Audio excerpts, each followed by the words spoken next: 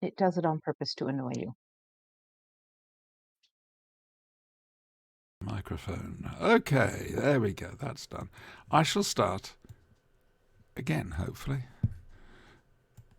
We're still streaming, by the way. Hello, stream. It's our 180th show. That's nice. Have a watch of this.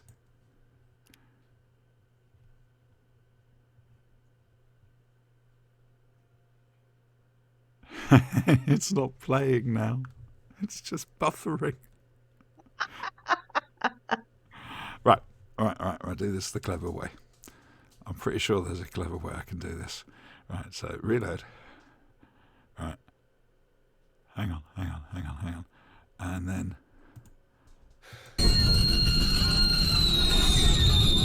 Oh dear. No. Well, this really isn't good enough. Suffering satellites, I travelled across time and space to face you. And now that I'm here, nothing. Aren't you even going to threaten to exterminate me Nice with to see your your ray gun ex- sticks? Come along. Can't you poke your eye stalks out of issue 6 of Warp Warp? That's issue 6 of Warp Warp, the acclaimed Doctor Who fanzine, to present me with a bit of daring do? Some excitement, for pity's sake? I guess I can't blame them. I mean, it does celebrate 60 years of an unearthly child with a new interview with Carol Ann Ford, graphic reconstructions of the sets from Doctor Who's very first story, an extensive interview with Mark Gatiss about an adventure in space and time, plus Clive Doig, Brian Hodgson, comic strips, and oh, so much more. Heaven knows how they fit it all in. Do you know, I might take a look myself. Oh, yes, most exciting.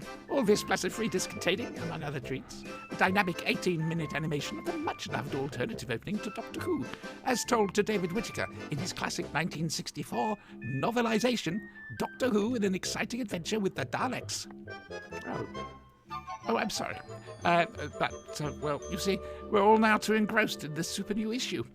There'll be no excitements from me or these Tin Terrors today. No deadly exterminations. Well, you know what they say. All warp and no slay. Purchase your copy from warpwarp.co.uk now.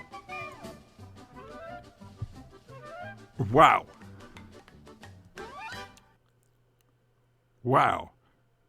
Hello there, welcome to the No Flashing deadly exterminations? Really? None? Welcome to the Flashing Blade podcast. I'm Siobhan. We stalk dark passages. We're looking for that sweet surrender. Let's meet the plucky girl assistants. We have, oh look, it's the loudmouth himself. It's the Brian. You know, that is the first time I have ever been called that. I think I'm going to wear a badge for it. 180 episodes and you still talk through the opening video. It's classy, Brian. It's classy. Okay, well, still. Yeah. Are you still American? Yeah, we just had our annual war against the turkeys. How did that go? Well, we killed them and we ate them. Sounds a bit like the Meep. We'll get to that afterwards. Lilibet, hello. Hello. She's doing the wavy thing again. I don't know if this is to bring luck or what it is. It's She's saying hello with both hands. Yes, it's because I'm Italian. I can't talk if you tie my hands behind my back. Ha! Sounds like Paul Cornell. Right then, we've been away for a few weeks. My fault. I did celebrate a birthday and can't remember why I didn't. It's the holiday season. Life gets in the way. Yeah. So tonight's show's just about Doctor Who. Because there's a lot to catch up on, to be fair. We've had the 60th anniversary, and we'll talk a little bit about that. Personal stuff, yeah? Rather than just, oh, did you know that this stands for that? Have none of that sort of nonsense. I'm hoping that we're actually streaming. That'll be fun. Now, let's find out what's been happening in the lives of Lilibet. What have you been up to? Well, I spent the Thanksgiving week at my folks' house, so with my family, which was really nice. I was going to say, were they there? They were. They were. Played Golden Girls Clue with my nieces and nephew. Okay. No. Cluedo. It's the premise is who ate the last piece of cheesecake and what clue did they leave behind and what room did they do it Cluedo. I'm going to go with Blanche. in? Yes. So it's a lot of fun. But my nieces decided that they play cooperatively. So, because they'd never played it before. I mean, until I introduced it. So they play as many rounds as they want to play and gather whatever clues they want to gather. And then when they feel good and they feel like they've got enough, they compare notes with each other and everybody comes to a group conclusion and then they look to see if they're right. See, socialism in action. It's a lot of fun. I want And to. nobody's feelings get hurt at the end of the game. I want to play Communopoly. I can't remember what the name of the channel is. It's a games channel, board games channel. Something Rolls. That's going to bug me. They've come up with their own version of Monopoly set in Stalinist Russia. Oh dear. Oh, it's brilliant. It's pant-wettingly hilarious. It's the banker basically runs everything because it's the state, and there are arbitrary decisions made. When you pass go, actually that's a checkpoint. If you've got a particular card, you can get past okay. Otherwise, you've got to pay the guards 50 rubles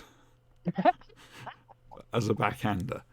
It's nice little things. And every now and again, you can be disappeared, and you have to start afresh with a new character. Oh dear. It's good stuff. It's very good stuff. Do not pass Siberia. Do not collect 200 rubles. That's the sort of thing. Yeah, it's absolutely bloody hilarious, and the way they present it is superb. Anyway, yeah, because you've been on all day, Brian, what have you been up to apart from getting fatter due to food? I'm not. I'm actually losing weight. Thank you. I approve. Thanks for noticing, Auntie. Way to go. You always gain about 50 Why don't you pounds. call me out? Way to call me out here. You normally gain about 50 pounds on the screen. Don't worry. Oh, fantastic. No, I actually had a nice Thanksgiving. Played a lot of Baldur's Gate 3. How does that differ from any other day? Because we could do it for 8 hours. Mm-hmm. I remember the days I used to be able to do that. We are now... We defeated Ketheric Thorn. Okay. Oscar Puffin could do that if he wanted to. Waggle your bum, Oscar. Waggle your bum. No, Waggle. no, he couldn't.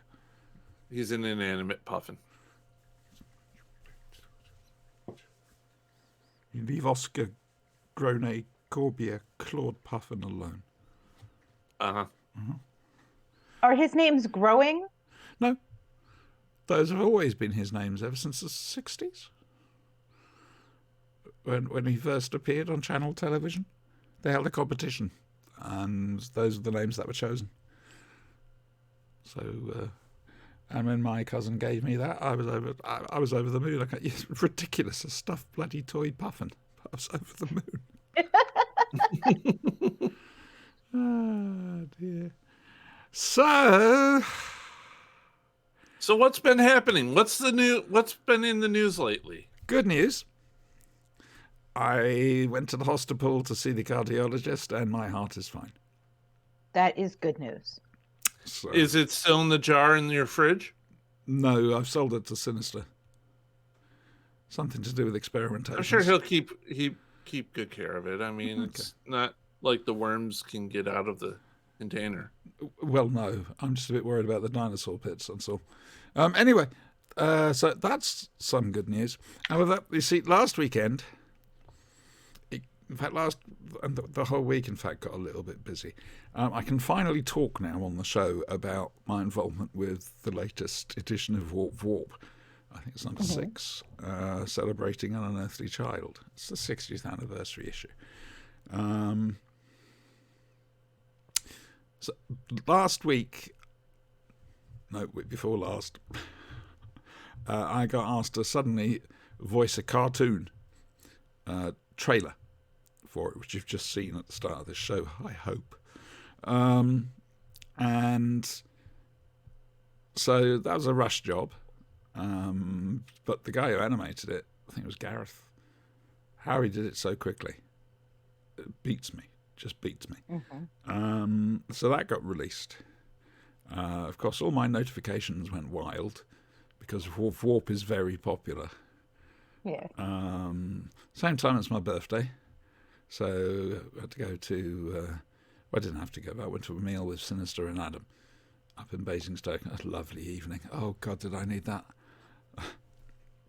We got £22 off our meal because we were nice to the waitress. Wow. She must have had a really rough day. Right? I guess so. I mean, we didn't set out to be any different than we normally are. And we made her laugh, and we talked to her, and we spoke to her like a human being. And apparently that's what happens. See, just have to be kind. Doesn't hurt anybody. Yeah, so it's all been a little bit. And then the anniversary of my dad dying as well. That was a little bit. Emotions were sort of woo-hoo, woo-hoo, woo-hoo, woo-hoo. And then before I had a chance to sort of get the hang of all that, Doctor Who's coming on. Oh, there's something else that you're neglecting to mention. Probably. I've had a very busy You were day. interviewed on the radio. Oh, yes, that's right. I was interviewed on BBC Radio Jersey. Oh, sorry, And if BBC anybody Jersey. wants to find it, it's posted on the Flash and Blade podcast Facebook group, right front and center. It begins at 2 hours and 53 minutes in. Tim Drury's actually cut I've actually got to try and get a copy of it for YouTube, but he's actually cut it out separately, so Excellent. I'll ask him for that. It's but nothing great. But it was a long day because I had to be up about 8:30 in the morning. Who does that? And then I had to sort of wait for the cleaner to turn up. She didn't turn up. Oh dear. So by then I was getting really tired and seizing up. And then at the same time the cartoon got released. Well, the trailer, should I say. Because what that is a trailer for a Hanna-Barbera style Doctor for the free DVD that's coming out on the cover of the next Warp. A full adventure. We flame to please. Featuring my cartoon Doctor. It's also, I think, got Steve Noonan. Steve Noonan is the stunt double who does all the fluffs, the really dangerous ones. And it's also got The Meeting on the Common, an adaptation of that glorious opening chapter of David Whittaker's Doctor Who and the Daleks. And also, for those who are aware of my Twitter feed, back in 2020, I did something for the classic lockdowns. I did a scene with Peter Purves called For the Time Meddler Interlude. And it was written by Andy Lane. And they basically asked me to see if I could try and redo something like that again. So we got a Totter's Lane interlude, again with Peter Purves. That's going to be on the disc as well. Plus a few other surprises. I think there's an interview with Waris Hussain, Doctor Who's first director. But I think it's the first time they've given a DVD away. And I'm astounded at the quality of the stuff, apart from the bit I was in, obviously. What I'm really hoping is we know RTD is a fan. I hope he sees that cartoon and thinks that would be an ideal thing to put on the junior BBC channel. Why don't we make it? I'm over here, Russell.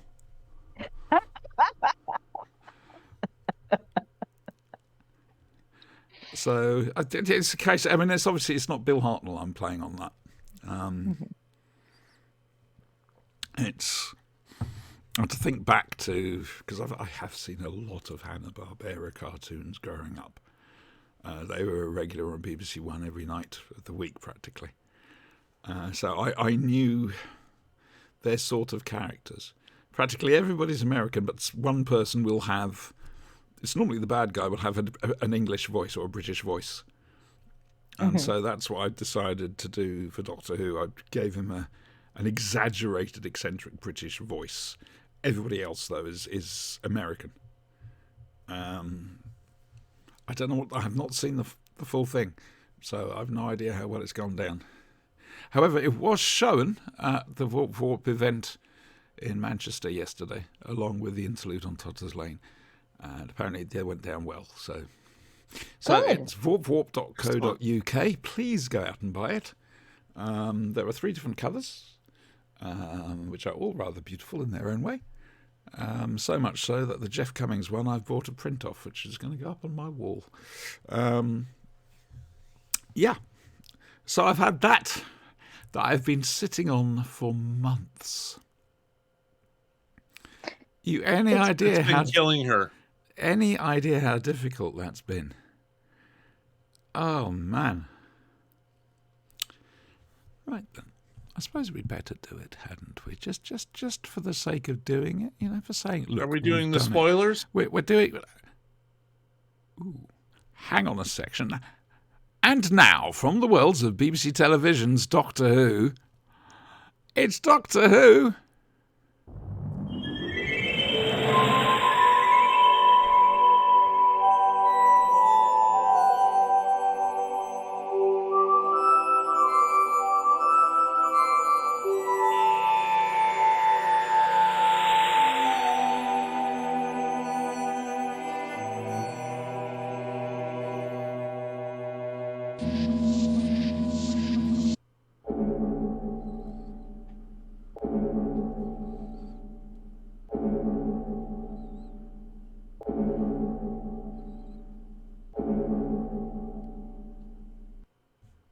Well, that went on a lot longer than I was anticipating it would.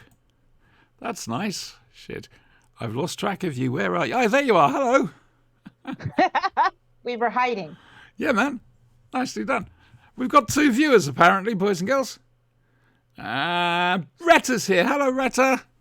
Hello, Retta. Hi, Retta. And, well, Brian, I suppose. And our usual bots as well. Zombie Wolf 9000's there. I don't know what I'd do if he wasn't there, quite frankly. We heart you, Zombie Wolf. 9,000 times. Listen, so there's been a little bit of controversy over this past week. Doctor Who controversy? Yeah, I know, right? No. I know. Hell you say. Madness. Where did this suddenly come from? Okay, so last Friday, we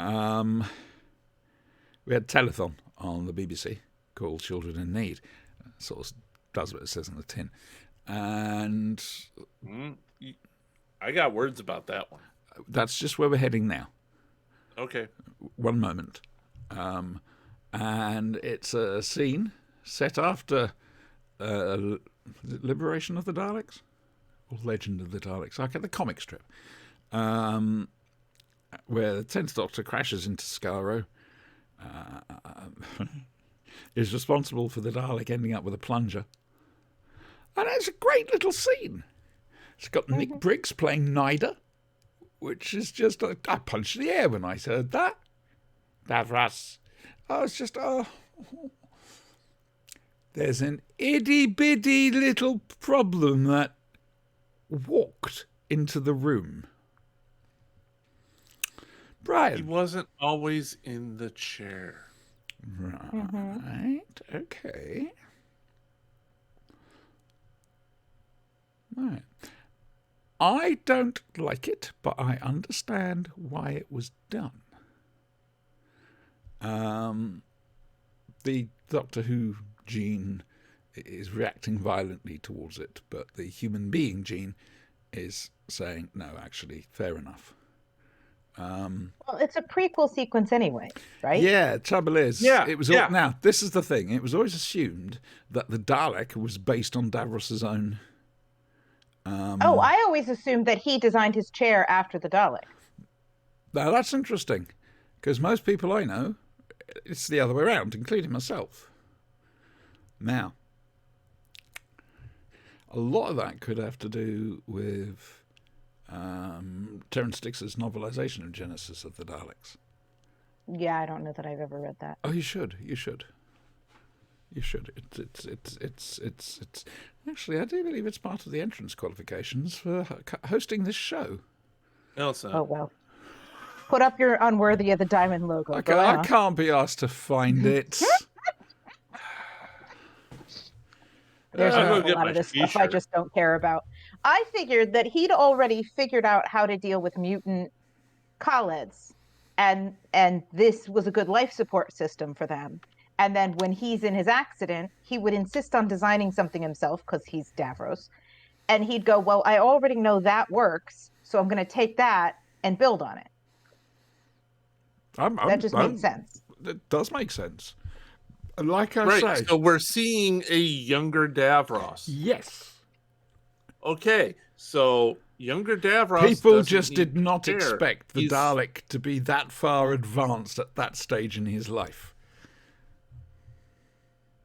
Though that has never been on television changed.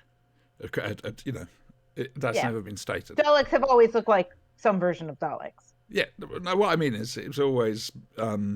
nobody has ever said that actually the accident happened before he created the Daleks. They've not said otherwise. There was just an accident. Oh, I don't know. It's possible it wasn't an accident. Mhm. It's possible Maybe he somebody tried didn't to like evolve him. himself. You are opening up some very deep and treacherous wormholes by saying things Oh, like that. maybe it was the Time Lords trying to stop the Daleks that caused the accident that mutated him in the first place into needing the chair. Almighty. Uh huh. And then there's the master who arranged for Davros to be killed outright. God damn, I love our conspiracy theories way more than these freaking QAnon things. And the very fact Ours are fun. for both the Time Lords and the Daleks, their Genesis periods were walled off, were forbidden during the Time War. No. Uh huh. Just no. Tell me it doesn't make sense. No, I don't know anymore. There's too much. It's like I said on the radio, there's just too much. I can't keep track of it. I actually have a different thing about the children in need. Okay, yes, you So- did sound like you had something special to say. Do you remember a while back when you sent me that link for that bundle, or not bundle of holding, Humble Bundle? Yes, it wasn't that long of, ago. Doctor Who RPG stuff. Hang on a second. Retta has just spoken. She's wrong. Uh huh. She is wrong, but it doesn't matter. It's a causality loop. It's not in this case. It's Causality not quite. But carry on, Brian, please. Anyway, that Humble Bundle. The humble bumble. Humble Bum, Bundle. bum, bum. Yeah, whatever the hell it is. Starting to sound like Bob. That lot of RPG books. You get 36 books for $18. Pretty good. It's a great deal. I mean, Although most of these Rosie books, clearly disagreed. yeah, most of these books go for like 20, 25 bucks a piece. My only issue is how much goes to children in need. 90 cents. Ooh. It's not a good It's a great deal, not a good optic. That's terrible. That is. Oh man, I used to trust Humble Bundle. That's why I go with bundle of holding. Okay, thank you. Yeah. That's what I wanted I to know. just, like I said, I have words about children in need, and that was that. All right. The Doctor Who stuff was fantastic, though. Okay, fair enough. I'm glad you brought that to our attention, quite frankly. Lilibet, did you get a Yes. chance to see it? I did. It was on YouTube, so I saw it there. I enjoyed it. I like a children in need skit.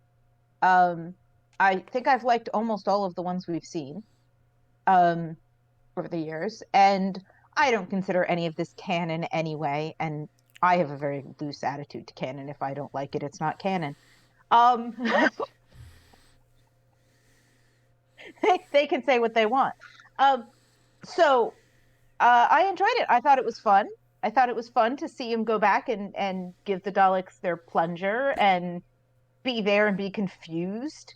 And I liked the assistant because, being an assistant to Davros would just be a nightmare internship. This guy is probably straight out of school and is like doing his mandatory internship with the crazy dude. No. He's too old to be just stay out of school. I should imagine they come out. He's of school. He's in his graduate program. Yeah, there they you go. probably finish school around about age 7 or 8, and then they go straight into the army. It's the Khaleds. It's the end of the war. Well. Sorry, you just mentioned canon, but there's a line that's very interesting in the thing that the timelines, the canon have ruptured. Ruptured, not raptured. Oh my God. The canon. We'll never see a canon rapture. Okay, let's put it that way.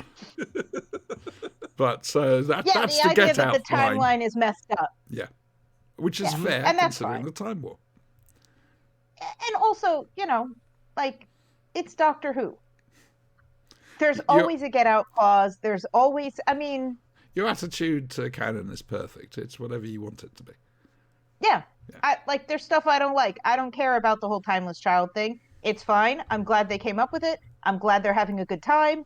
I'm not paying any attention to any of that foolishness. Is it canon? So that's fine. It's been on the TV. Is it canon? I don't care.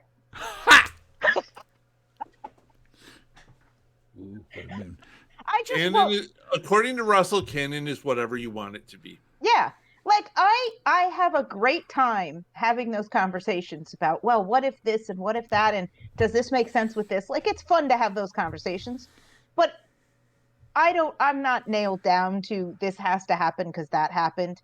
It's a time traveler who wanders around in a blue box. You can't take this too seriously. Oh, But they do. yeah. It's There was just a some bit of very fun. interesting This is comments. the internet. There Well, were I interesting know. comments. That's all I'm going to say. You may have noticed the ground shaking a little bit. There was an Ian Levine detonation Oh, bless. about good. it. Actually, no, I didn't notice. It had no bearing on anything whatsoever. Yeah, I think- he's not fond of it. I think maybe Ian needs a nice cup of tea Chamomile, probably. and a little vacation somewhere restful, maybe by the sea. And therapy. Well, that too. That always helps everybody. Yeah, but In my But opinion. just a nice, relaxing. The old-fashioned doctor's advice of go and take the waters. Grandpa's yelling at the clouds. We about used the to weather. have convalescent homes, which were down by the seaside, because it was thought that the fresh sea air will do you the world of good. a home by the sea. Well, it was probably the lack of coal dust-filled air that actually did the improvement, but Fair, not the point. very fair. Yeah, I think everybody should calm down a bit. And also, it also amuses me. Russell says something that gets everybody talking about the show he's producing and wants everybody to watch, and then everybody starts talking about it and goes to watch the thing that he wants you to watch. He's been successful in his quest to get you to watch the thing he made Yep. and talk about it and get it on the news and get it trending and make people have conversations about his product. And then He's more people have phenomenal to at watch it because they have to know what side of the Exactly. argument are they? It's like I said on my radio interview. Don't just bring it up every now and again, basically. I basically said he was really good at generating a PR Oh, he's buzz fantastic without at it. telling you anything. Yes, basically. putting out pictures of characters in outfits. The trailers. You don't know the context of the outfit. You don't know, but you're interested, and it's fun to look at. the trailers. That's why he put out for a trailer for next week licking a freaking circuit board. But the and tr- that's it. The trailers are very cleverly done if you go back and watch them. It's practically all stuff from the very start of the Star Beast. Which just a bit of Neil Patrick Harris. And it's a case of those trailers are given nothing away, but look at the buzz they've generated. And Quite they remarkable. often don't tell you anything he hasn't already told you. Like, we already knew who was going to be in Star Beast. We already knew Neil Patrick Harris was going. We already knew what the costumes were going to like. He's just packaging it in a trailer to say, "Oh, look at these fun things. Look at these fancy things. Oh, right, I knew about that. I knew about that." Like, it's just generating buzz without telling you anything Look, new. it's the Meep. It's cute. It's fuzzy. It's cuddly. Ah, to hell with this. Meep. You see, Where's the road? we'll come to the Star Beast.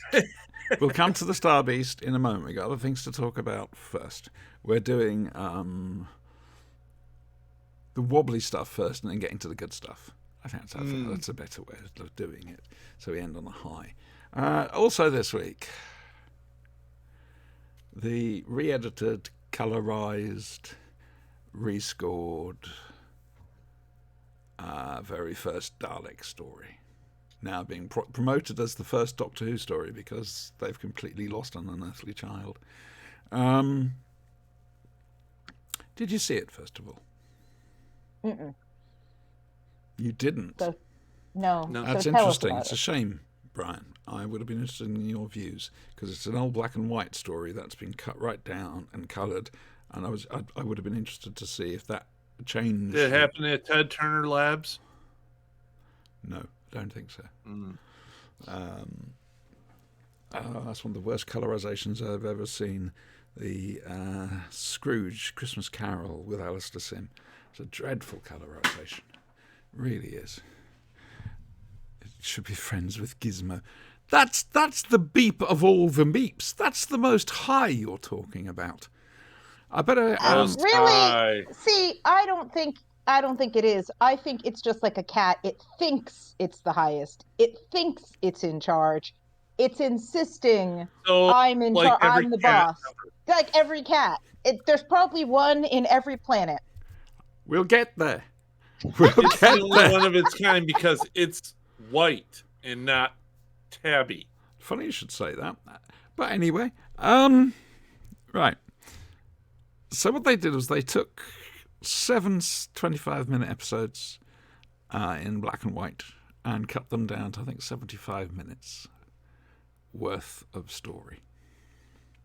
The idea behind it was to try and make them more appealing for a younger audience to watch. They're in colour, they're faster moving. I applaud the sentiment. The execution, however, was a car crash. Ooh. The editing was very bad. Some of it made no sense. You get flashbacks to things they just said 2 minutes ago. It felt very rushed. All the atmosphere, the original build-up was gone. There was nothing. There was... Mark Ayres had done a score on top of Tristram Carey's electronic, or music kind of correct, score, which just jarred. Is it on iPlayer? It might. What, the score or the show? The show. It should be on. iPlayer. I'm thinking of Apple. Yeah, it should be on the iPlayer. I mean, if you do watch it, I'd be fascinated to hear your views next week or whenever it is. We'll be back. I am not so easy to get off track. Why? Only the other day I was talking to a friend of mine. What was his name? Oh, look, shiny. Yeah, squirrel. Yeah. Squirrel. Actually, with the moon. So, yeah, I'd be fascinated to hear, if you do watch it, to hear your opinions. Because you have seen the original, but I should imagine you're not as much in love with the original as I am. Now, the thing is, I'm not its target audience. I'm not a kid that's watching this for the first time or whatever. But there's just too many faults. It's the atmosphere's gone. The Doctor doesn't really get much agency because back then he didn't necessarily. It was mainly Ian. It'd be in the universe. That's section. interesting. I haven't seen that yet. That's Doctor nice. Who Dreamland. Oh, it's an animation from years Yeah, ago. Doctor Who The Infinite Quest. Yeah, Infinite Quest is an animation. Dreamland's Yeah. more CGI. Really long arms. So my opinion was noble purpose, really badly executed. What a shame. What a dreadful shame. So there's that. So that's the two horrible things. A little bit. Yes. Give me some of the best things about Doctor Who for you. Either best moments or best memories. Give me some of those. Well, I distinctly remember when I was much younger watching Talons of Wen Chiang, and when Mr. Sin is sitting still and you know he's a dummy and the blood drips. Drips down. Yeah. I found that terrifying. But in a really good, like, oh, that's really scary kind of way. Let's see. I love Matt Smith's first story. I love that whole season, but that first story, I can watch that over and over. It to me, that's kind of quintessential modern Doctor Who. And other doctors took a long time for me to warm up to, and he was in like that. Really loved that. Well, I say it doesn't just have to be from the show. It can be things that have happened or whatever. Well, I mean, the obvious one is Dave and I met because of Doctor Who. Because we were There's both got to fans. be a lawsuit there. Sorry, that was outside voice, wasn't it? Yes. Inside sorry. thoughts. Inside thoughts. Sorry. Yeah. But I mean, that's of course my big one. So it's I mean, the other thing is, like, there's a lot, like, podcasting. I got into that because of Doctor Who. Because I started looking for Doctor Who podcasts when I first got my iPod. There wasn't many of us back then. Well, no, but I also got it on sale like much later. But it was still, there weren't that many. But also, like, to me, it had been this tiny little thing that, like, it was on public television. I watched it with my mom and my sister. Like, it was to me a niche thing that other people hadn't heard of. And so just through podcasting, kind of discovering, because at that point it hadn't come back yet, discovering that there were a whole bunch of other people out there who also loved it too, was a really lovely thing. Who all had restraining orders. Well, who actually had all had very similar experiences that I'd had kind of with Star Trek, which was, oh, we don't talk about it because people think we're nerds. And then the show came back and things grew to, like, where we are now, which is people embracing nerddom. People being like, yes, this is the thing I'm nerdy about, and isn't that great? The geek have inherited the earth. Yeah, it's lovely. I love it. And Doctor Who used to be for me like finding the odd DVD in a store or the odd book in the library, right? And it was very like search through and find the thing that other people don't really think about. But whoever runs our local public library up here must be a Doctor Who fan, because they have an entire, like, the entire basically modern run on DVD. I recently picked up the last Jodie Whittaker story because I've never seen it. It was the day Dave went to the hospital, and so I never saw it. Oh, that's So going to I be a picked hard it up on watch. DVD. That's going to be a hard watch for you, I should think. Yeah, I think so, and I think that's why I've put it off until I'm kind of ready to do it. But I'd welcome your thoughts on it when you do. Yeah. I thought I might need it to watch the 60th, and then I didn't. I knew enough about what had happened, and I don't care about spoilers, so I'm quite happy to be spoiled. I want to know who I should get emotionally attached to. Like, if you're showing me a story, like, I'm fine with knowing who dies at the end. Because then I know, oh, they're going to die, don't get attached. That's heartless. That's selfish and heartless. These fictional characters are literally dying for your entertainment, and you don't Well- care. No, I do care. And I don't want them to die. So I want to be pre-warned. Well, why can't you That's- warn the character then? Stop them from exactly. dying.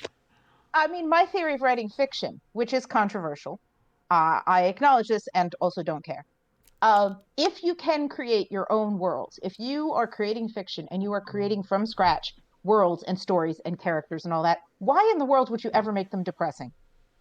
Fair. You have like the world's depressing, real life is depressing. Why would you create that in fiction? So anyway, yeah, I think Doctor Who for me opened up a world of community and fandoms that I didn't really know existed. Through and largely discovered through podcasting. I'm nodding sagely. Yes.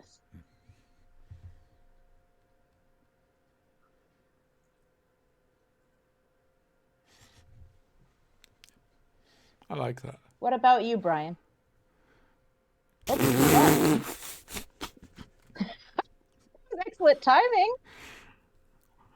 I think that might have gone too close to emotions for him. Oh dear, oh dear, oh dear, oh dear, oh dear. I don't want to Hopefully he will- continue until he comes back if possible, as long as it's not too long. Yes, hopefully he'll pop back on. Ah, dear. Hey, I now do actually have a nemesis. A nemesis. A nemesis. I have my own nemesis. Oh dear. The name Why of do you have your own nemesis? the name of this nemesis is Virgin Media. You've been fighting with them for a while. It's the saga. As you know, I haven't had a working phone line for years, yet they still charge me. As I'm sure we've all experienced, my internet is spotty, especially in the evenings. Can't get anything done about that. But the thing that has annoyed me the most, the TiVo isn't working. You can't record stuff. It's been over a Oh. week now that you haven't been able to record stuff. So all that Doctor Who at 60 stuff, I've missed. I'll catch up with what I can on the iPlayer, but it's not the same as having it yourself. Virgin Media. We're going to meet down a little alley somewhere. Okay? Is your TiVo on like a DVR box or is it inside their cloud thing? I think it has its own hard drive. I think it's a So- terabyte hard drive. But it's the recording that's the problem, not the recordings coming through pixelated and frozen and everything else like that. However, if you go back to before the fault started, stuff you recorded back then plays fine. It's fine. Yeah. So it's not the fault of the box. You don't think it's the fault of the incoming signal It's- yeah. or But if the you watch it process. live, It's fine. it's fine. So, yes. Yeah, I still have a TiVo. I don't really know what to replace it with, Retta, if I'm honest with you. I mean, I don't watch that much live TV. When I move, I'm thinking dumping Virgin Media from a very great height. I'm thinking of just having a Freeview set and just use USB sticks if I want to record anything. Seems to make sense. Yeah, I have a DVR that comes with the cable setup, which may be changing because, or at least part of the setup, because some of it's going to be comped through rent. Every few years they change which company they're comping, and they go from the cable company to the phone company and kind of back and forth. And depending on what's offered. And they're going to be changing that. So I don't know how that will change or alter what I've already got. Amazing. You're I've got Cat's ass up and he's back. You know, it's just how it happens some days. And you're wet as well. The dog came in earlier, soaking wet, didn't realise, picked her up, put her on my lap, and she went nuts. And I got very wet indeed. Now, Chestnut. I'm just saying it do be like that sometimes. What happened? Internet go on the fritz? No. I hopped in my TARDIS really briefly to go and view the thing that I linked up in chat, and it foobarred my network for a little bit. Had a reboot. Probably needed to. Anyway. You're wet. I'm just saying. So, Bri, what about you? Moments from Doctor Who, either from the series or from life? Things that stand out to you. Things that have always been stood out to me. The dude's hand in Ark in Space. Mm-hmm. Bubble wrap for the win. Yeah. When the Wirren just decide to make him one of theirs. Been a couple. Mary Tam in the silver dress. There we go. Hey, Pre-though. you want to stand out, you got to stand out, okay? I forgot that you, the way you look at things is very different to the way I look at things. I don't know. There's been a whole lot of it. Inferno. Green werewolves. Really? Mm-hmm. Yeah. I really? Really? Just little things. Not a whole lot. Moments in time. Oh, the Rings of Akhenaten speech. I prefer to call it the Rings of Ak. Yeah. But that you have to say that when Matt Smith delivered that speech, that was his "I am the Doctor" moment.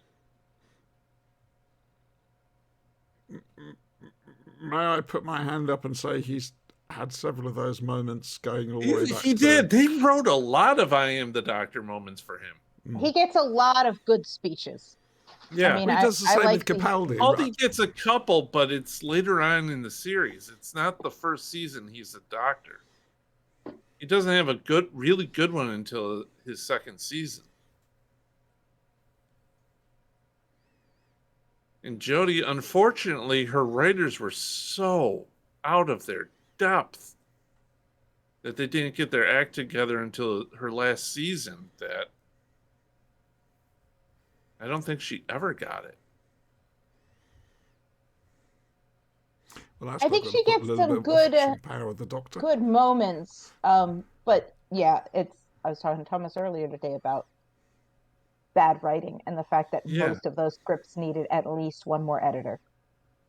Somebody who knew the material. Well, Not and just, somebody let's who would throw go this at the wall and see what sticks. would go, okay, there's an excellent setup here and interesting characters. What's your ending? So basically, Where what is you're it? saying is we need to clone Terrence Dicks. Yes. Yeah, right. No, Yeah, I'm fine sure. with What that. the hell? Yeah. A really good Can't script see that editor going who wrong would at all. say, excellent, let's fix the ending. Well, let's give it an ending. I got wet cat on my legs now. Doctor Who and no. the cloning of Terrence Dicks. I can't see anything going wrong with that, No, wheezing, groaning sound. unless We can even Christopher put him in a Iggy Type does the 3 movement machine. editing machine. Ooh, I like that. Thank you very much. And it doesn't have to have a plunger this time. No, you can have a quill pen Mm-hmm. and an ink pot on the other. Yes. Yeah. I think that's good. Or a keyboard. Oh dear. So, come on to my bit afterwards. Trying to split this out a little bit. Last night, Doctor Who and the Star Beast was on. Yes. Now, for those that weren't aware, and you must be by now, it's based on a 1980 comic strip in Doctor Who Weekly, It's going back, and I do remember it first time round.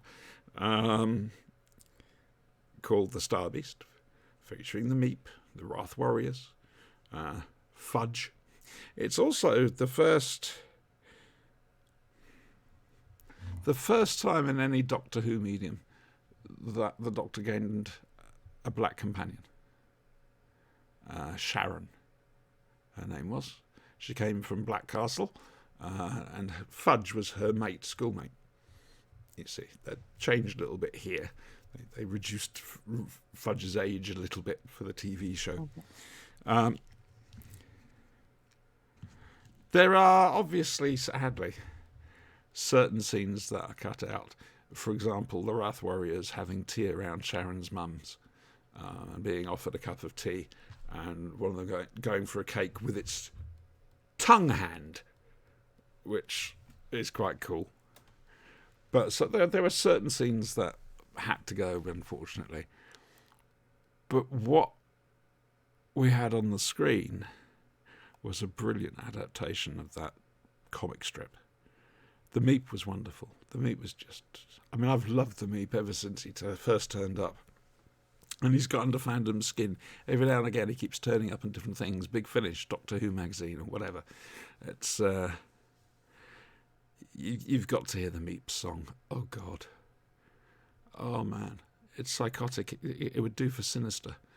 Hail to the Meep. It's the Meep and it needs hailing. Hailing. The Tennant's playing the Doctor very slightly differently. I noticed that. He's slightly more laid back, less eager puppy running around, a little bit more thoughtful. Well, he doesn't know what's going on yet. Yeah, but his old self would have been running around left, right, and centre. This is an older version of the character, one that technically has been stuck for 4 billion years in Heaven Sent. I still just say that the original Doctor's dead and this is a teleport copy, but there we go. He's seen some things since he was last in that face. So you're saying he's gotten a bit more cautious, more mature, I think would be a better way of putting it. You know, we'll see how that continues over the next 2 episodes. Donna had a thing for that. That's enough with the running. I'm done. Mm-hmm. And the suit. Uh-huh. That was a great line.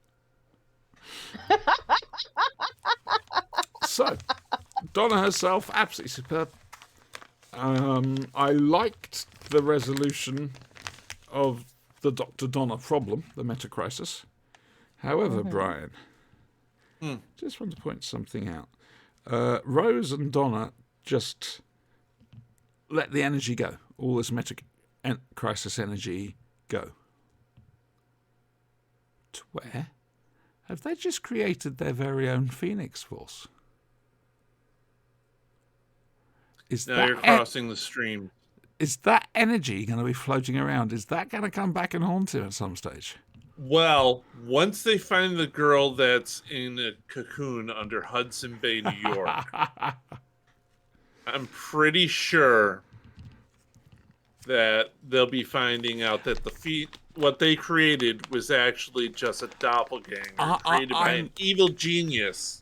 I'm genuinely thinking that could come back to bite them on the ass some way down the line. There's all this energy floating around with nowhere to go. It's the majority. Remoras. The majority of.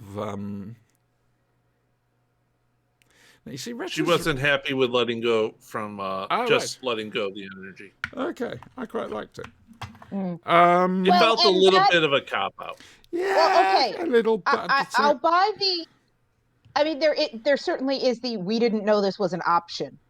But if you buy the fact that, okay, it has been an option, but the Doctor just never thought of it as an option because this particular incarnation of the Doctor doesn't want to let things go. Didn't even want to go himself.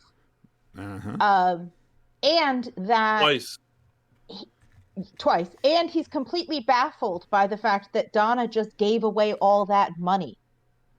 And it's a point throughout the episode that she gave away her winnings, and she only kept the house. That the first thing she said when she got all her memories back, everything else was that.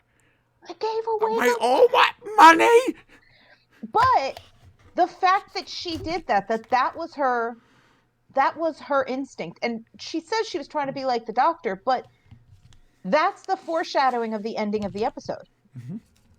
That she gave all that away, and she's giving away the power as well, because keeping it would be destructive. I mean, can you imagine Donna with that much money? Disaster. Yes. Disaster. Interesting talking about the ending. The thing is, the ending tied up very nicely with the ending to Journey's End, the last Donna Noble proper story, where when her brain started to fry, she started saying binary, binary, binary, binary. And it turns out that was the answer to the whole thing. Making it binary.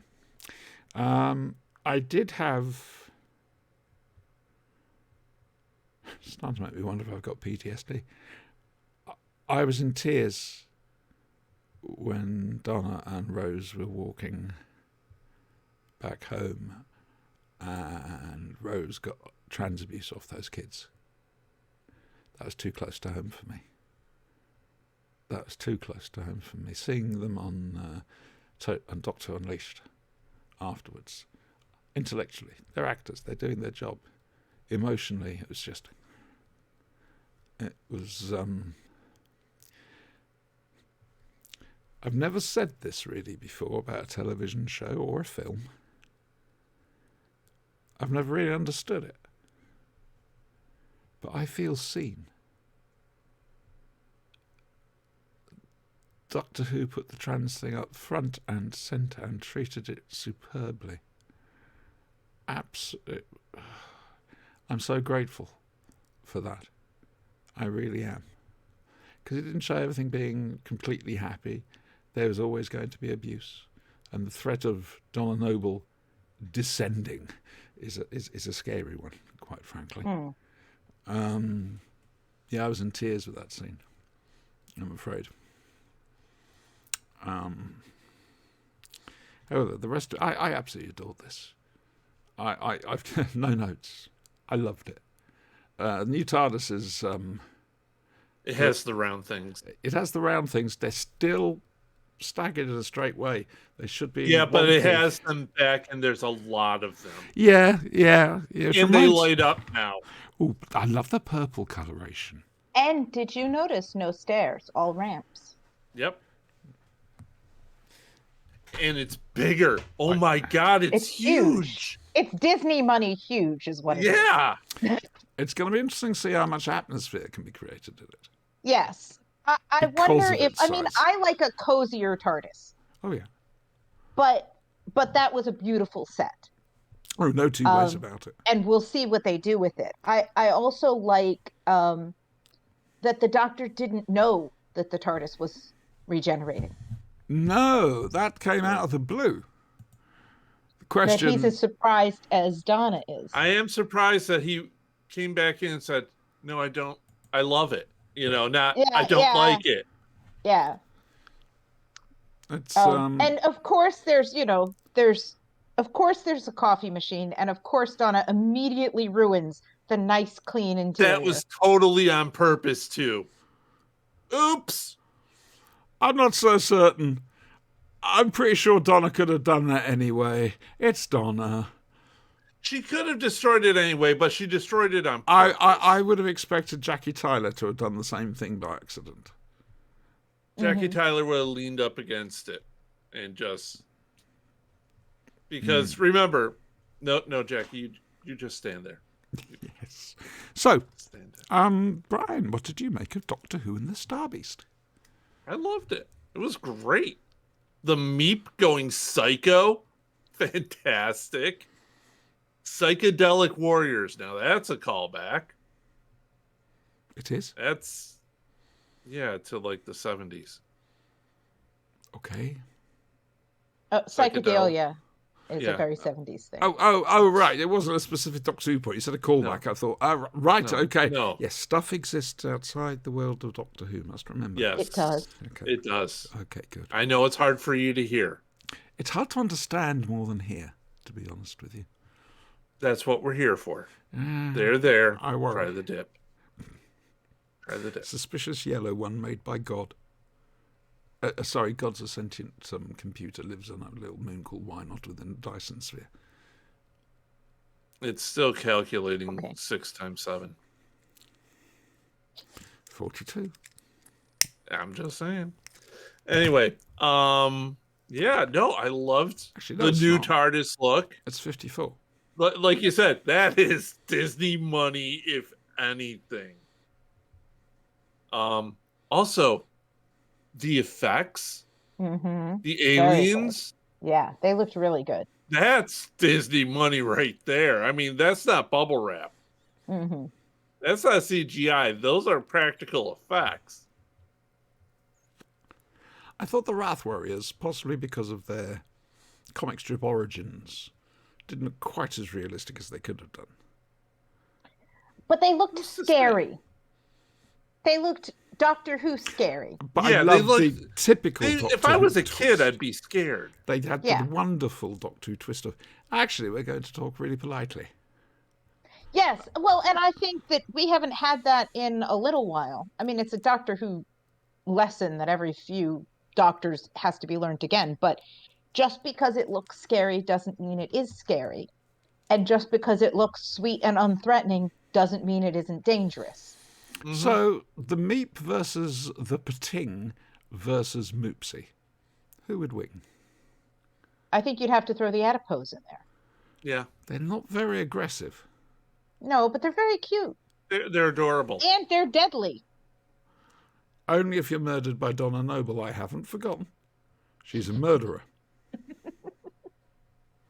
I blame Nearest for everything. Good old Neris. I love the fact that Donna's daughter was just sewing up, making cutesy Daleks and Trying to work out where she, Cybermen. And where she got the idea for Carvanista from, but we'll let that go. Don't give Big And Finish ideas. and Cybermen, to be honest with you, because Donna never met them. Don't give Big Finish ideas. I'm sure hey, she she met made them on. she made yeah, adipose. All right, come on. she met them on some adventure we didn't see. She got the memories from the Meta Crisis. I can live Oh, with there you go. that. It's all explainable. Yeah. It's all inflammable. Expandable.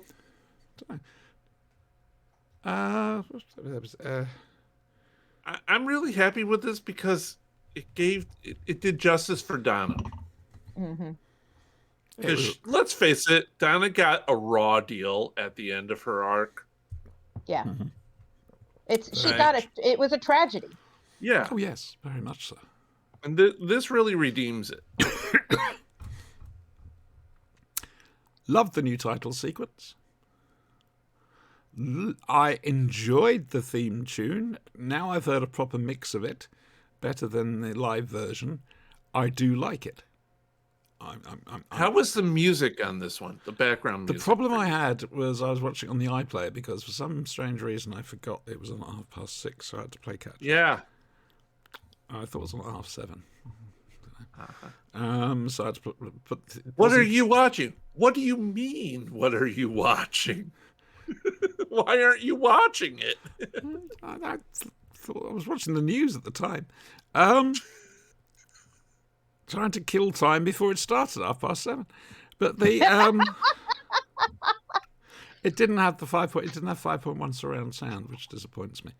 And also, I should imagine on Disney, you're not going to have an announcement over the front. No, there was no announcement. Also, No, it was Toby actually Haydock very will nice. be happy. Toby Haydock will be very happy. Full-length end titles. Mm-hmm. Yeah. Toby's going to be punching the air over that, though we're still... Disney actually had it, the English titles, and then some other language. I I'm don't not know sure if what we can actually get it on Disney over here, because I think it's on the iPlayer. Yeah, I think you have it on the iPlayer and everybody else has it on Disney. Yeah. Which means we get the inferior version. as far as I'm concerned. It's very silly. But I don't think all this streaming should be split up among different platforms anyway. Put it all in one place. I'll pay you once. Y'all figure it out. Like we used to have, you mean? Yes. Yeah. I mean, I don't necessarily need a monopoly on it, but like, I just want to go to one thing and all the streaming's on one thing. I don't have to look for it. I don't have to pay people. One thing. Y'all I figure did out the how you're going math. to make money. I was paying for Netflix, Hulu, Disney, Max, Shudder. I was shelling out more than an Than actual cable. cable for streaming. And I'm just like, no, Ridiculous. enough. Put it on one, and I'm done.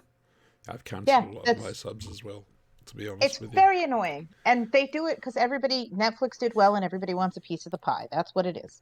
It's starting it's that pie's starting Not to anything crumble. to do with me. That's why people hoist the black flag nowadays. We've come back to that. I'm always happy to pay for things, but I just want it easily accessible in one place. I don't want to hear about international restrictions. I'm willing to give you money for Right. it. You all should have written this thing properly the first time. Sort it out. Not my problem.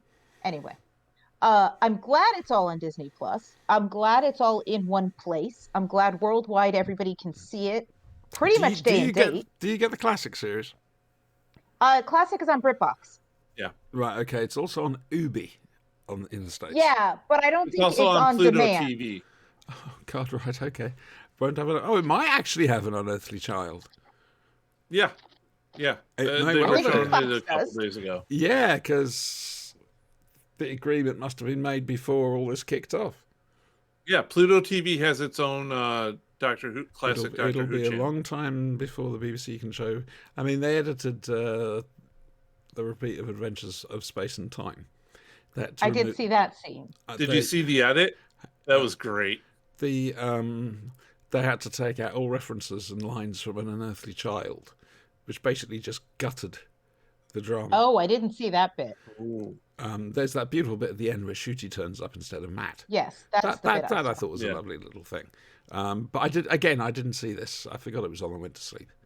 And of course it was TiVo'd, but it's unwatchable. So Virgin Media, my nemesis.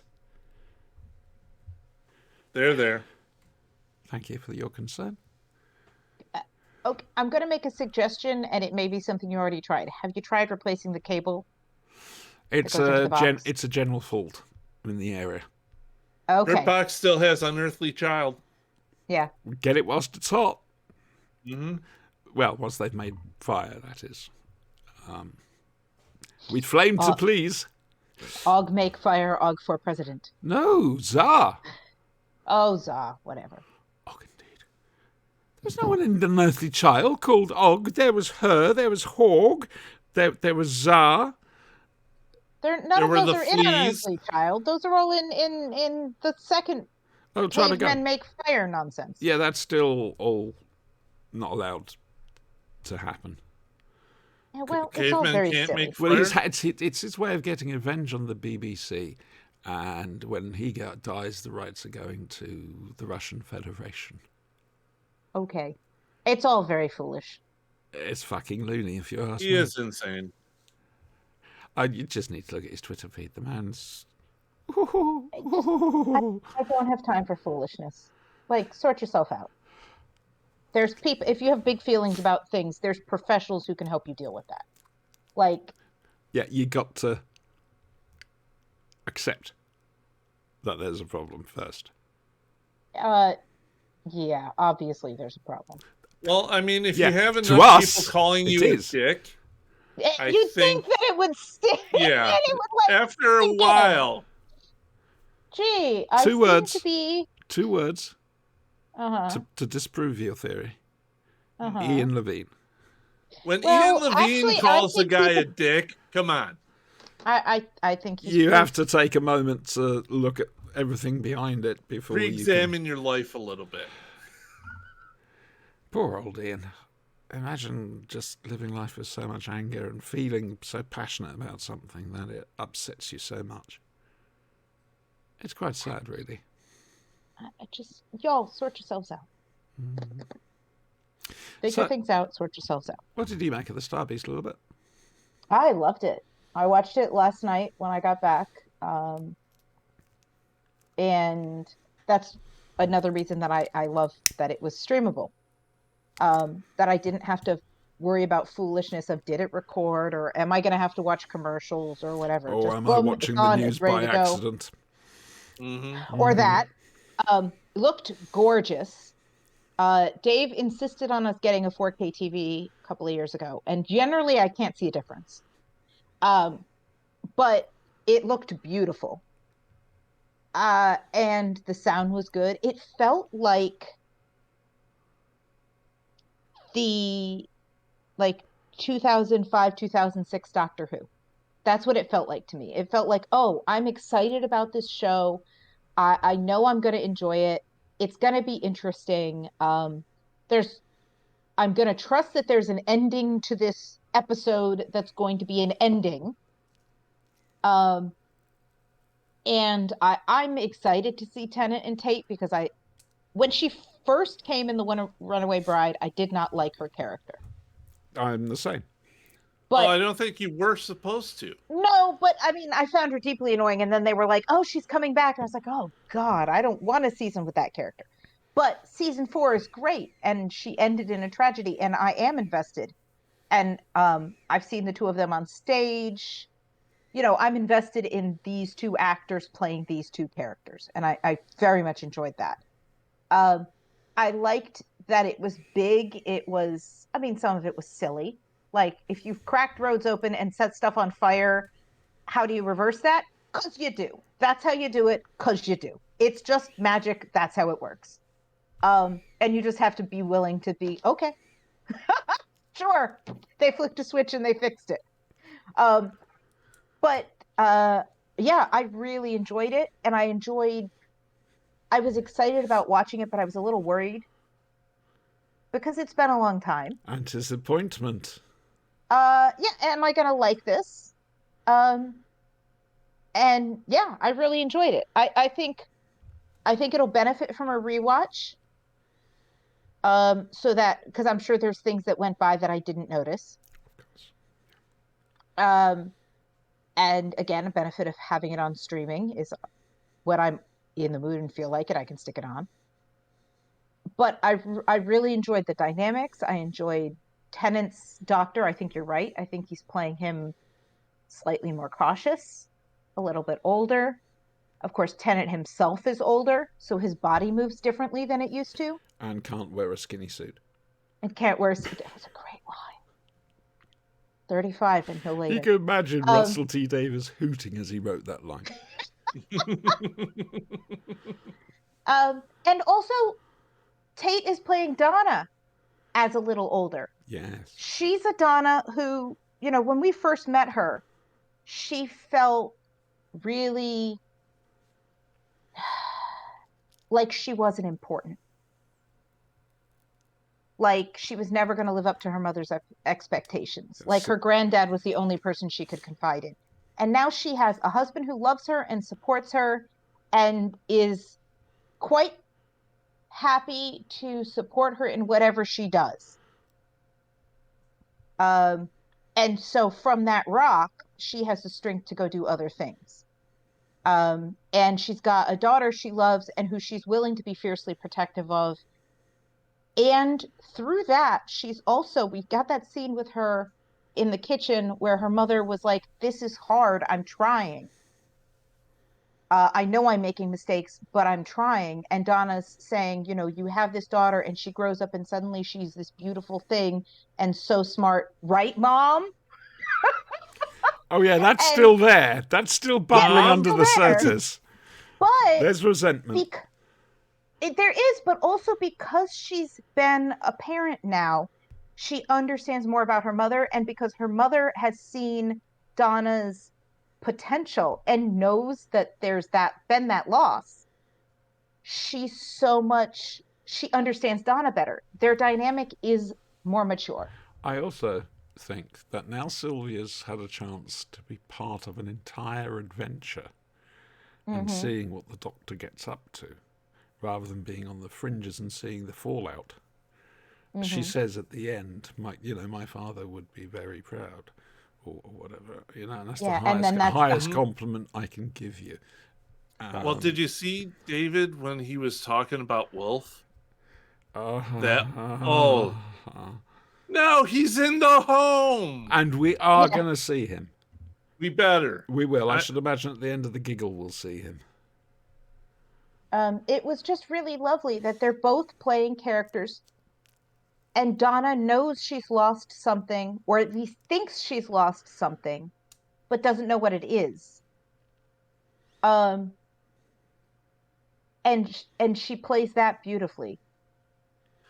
So they're characters. They're both actors coming at these same characters with perspective, with different experiences. They are better people because of what they've been through, both together and apart. And giving Donna a loving, supportive family that she gets to be protective over, I think makes her a not just a more rounded character, but also a more lovable character. Because she's not so brittle anymore. She doesn't have to be. She's been loved, she's been accepted. She grew strong with the Doctor, but she's since grown strong for other reasons. Yes. Yes. And knowing that she's loved, because she always felt a little rejected by her mother. Knowing that she's loved by her husband, by her daughter, makes a whole difference for her. And you can see that in her characterization. So, next week, we've got Wild Blue Yonder. And the week after that, the Toymaker's back with The Giggle. We're not back for another 2 weeks, so we'll be looking at Wild Blue Yonder and The Giggle when we do come back, if we can remember.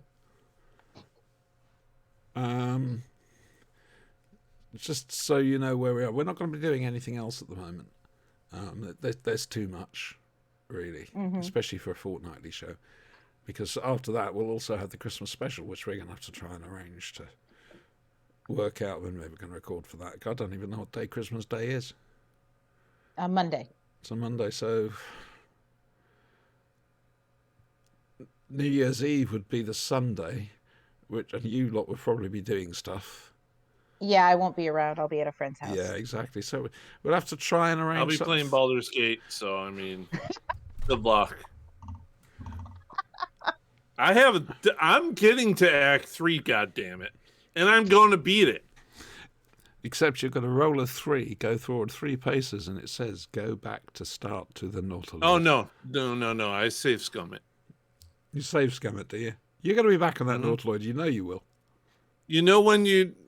All right, so basically save scumming is when you have a roll. Yeah. You save right before it, and if you fail the roll, you just reload. How much of that have you done? Almost every roll. I roll like Will Wheaton in this thing. Oh, God.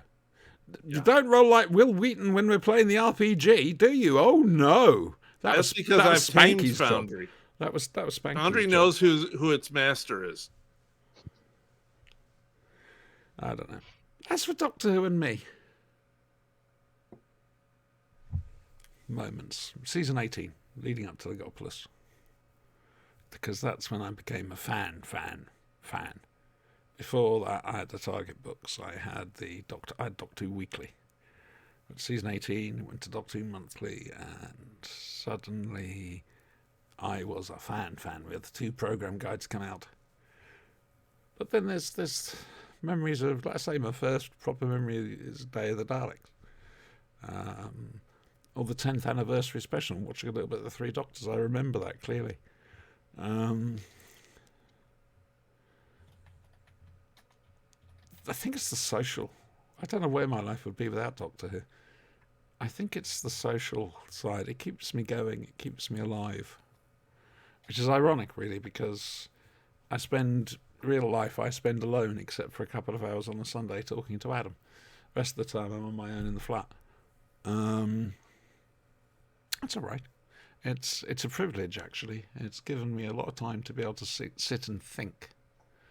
and soul search, and I don't have the stress of having to get up and go for a job or this, that, and the other. No family stresses or anything else like that.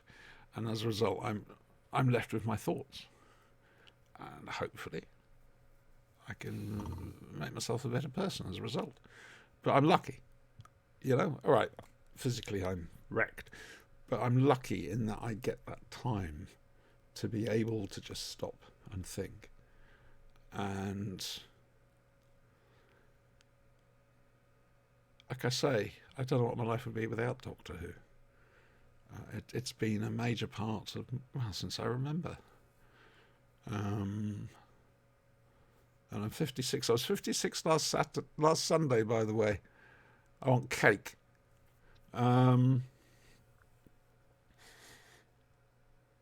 a lovely poster from Sinister of Sarah, which I'm waiting for the frame to turn up, and then I've got the Jeff Cummings First Doctor thing, which means I can take the portrait of me off the wall. It's a nice Leave portrait. that up. That's No. a good portrait. Look, it's well done, well executed. I was honoured to be asked to sit for it. I can't stand looking at myself. I just can't. Yeah. So that'll get hidden. I mean, I've had a chance to do so much because of it. I've interviewed more stars than you've had hot dinners. I've worked with various Doctor Who stars. I'm friends with some of them. But the really nice thing is I'm still not actually that well known.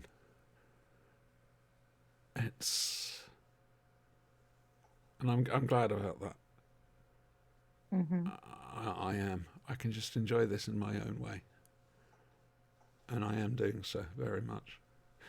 Might be different going up to Derby because there'll be more people around. I've tried to complain, but no one's listened. Yeah, that's going to happen next year, hopefully. Ooh, I'm scared. That'll be a big change. I'm terrified. You'll have to get an all-new cafe. That's the main problem. Finding a cafe with outdoor seating that stays open till 8 p.m. There's only one I can think of, and that's in the town centre, the city centre at Derby, called the Quad, where we go for the conventions. Yeah, it stays open, but it's a bit pricey. Then there's parking the car, and I think I'm just going to cry. So You should join some Derby Facebook groups. well, I haven't quite got there yet, but I'm going to be honest with you, Brian. I hadn't thought of that. Yeah, join some Derby Facebook groups. Say, hey, I'm moving up there next year. What's a good cafe? What's a good area? Yeah. And we'll probably get the Saki results come first. Yes, You always do. that's how they do. Yeah. What's a good area for Derby? Anywhere but. Yeah. Oh, I would just like to let you know we have a moment of sadness.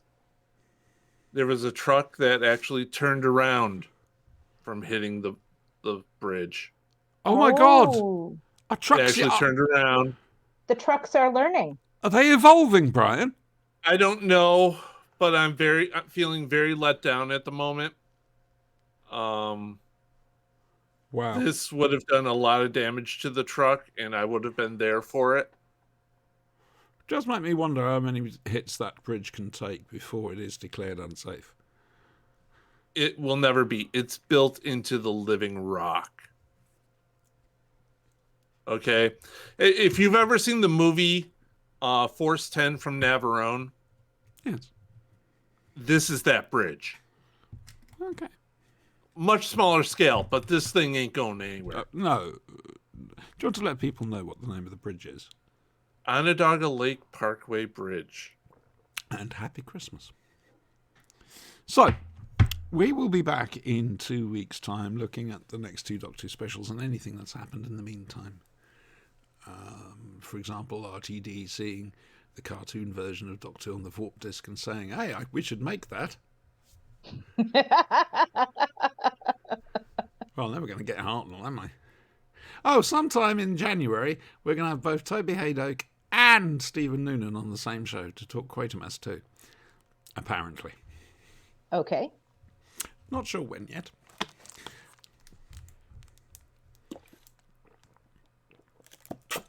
Which basically means... Yes, hydration is key. It's Very important. much so, very much so.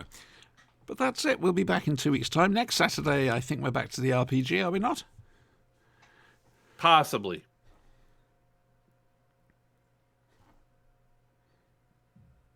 Holiday stuff. And you moan at me, I don't know. Fair enough. Let me know in Hey, advance. you didn't show up last week. It was my birthday! I'm just saying you were available. It was my meal. That's my annual steak. Mm-hmm. Steak, How'd fried that egg. steak cup of- taste? Did it taste good? Was it a good steak? Yeah, man. Did you eat it? Yeah, every last bit. Every last bit. How do you like your steak? Medium to medium rare. Okay, good. You're still a human being. Okay. Right. You're not one of them. No. I did see something disgusting, which I think should put to rest any arguments you and I have about pineapple being on pizza, and that's the Sprout pizza. Now, I like... Now, what kind of sprout is it? Brussels sprouts, Brian. The nuclear vegetable. Why? The one that makes me vomit at the How? very smell of it. Without... Why would Any you... joking. Anyone... How... What? What? Now you know how I feel about What? pineapple on pizza. How? What? I mean, sprouts can be made to taste nice, so I still wouldn't put them on pizza. A little bit. No, they can't. It's a scientific fact. All No, right? actually, they No, can. they if can. you roast them in a pan, Oh, Yeah. God put it almighty. on Parmesan cheese and Garlic. put some balsamic vinegar on it. Bloody Yeah, hell. it's just... roasted. They go nice, but Boiled, it just releases the sulfur up into the air, and you want to die. Right, can we move on from the subject of sprouts by basically saying, plain and simply, there will be no more sprout talk here. Is that understood? What about bean sprouts? Bean sprouts aren't too bad. They're a bit I different. love bean sprouts. I love those. Anyway, moving on from all this green stuff. Yeah. So we may have the RPG next Saturday night on Thaco Gaming's Twitch channel. We won't be here for the Flash and Blade next Sunday, but we will be here in 2 weeks' time with things to talk about. I'll probably be dead of boredom, if I'm honest. And yeah, there's that. We've got Christmas coming up. I've still got your Christmas present, Brian, from last year. Still sat there. I've never got around to posting it to you. Okay, Do you want to know what it is? sure. You're going to have to wait until I can remember to bring it down here so I don't have to get up here in the middle of the show. See, It's a surprise. this is what she does. It is. It's what I do. cruelty. Yes. Mm-hmm. I started out Intolerable. like this. I shall continue like this. I am... well, fill in the blank, frankly. Okay. Thank you very much, everybody. I hope you've enjoyed yourselves. What are you doing next week? A little bit? Or have I already asked you that? No, next week. Well, I'm back to work tomorrow, so Huggies. really just work. And then all the things I didn't do around the house because I was gone for the better part of a week. So I walked out in the garden. My and went, cleaner turned "Oh, up for the first time in 5 weeks. Oh my! I won't talk about it on the show. Yeah. So I think mostly just work. Work. Bri? Zug Zug. I'll be working Ah. too. Lotar. Okay. I won't be. Yeah, I'll be working a little bit on my RPG stuff. It's always appreciated. Thank you. We do appreciate the hard work you put in on that. And there's so much that goes on behind the scenes that we don't get to see at the front end. So, thank you. It's, No problem. Right. So, yeah, that's it. We're going away. Happy Doctor Who 60th anniversary. I hope we've done something right about it. Buy Warp Warp issue 6 from warpwarp.co.uk. And you'll get a DVD with me on it. And Noonan. We're both going to be in the same place at the same time, almost. So, enjoy. Say goodnight, folks. Good night, folks. Right. Good night.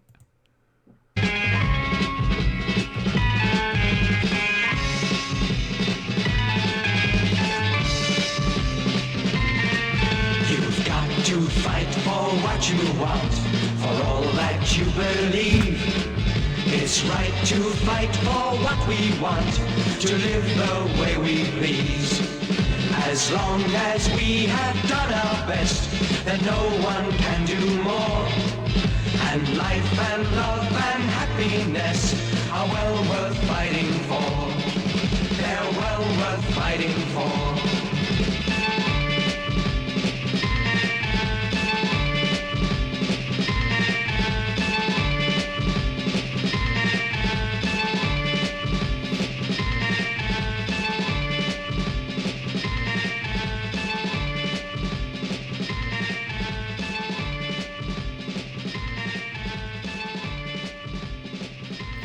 Well, at least I didn't fuck up the ending.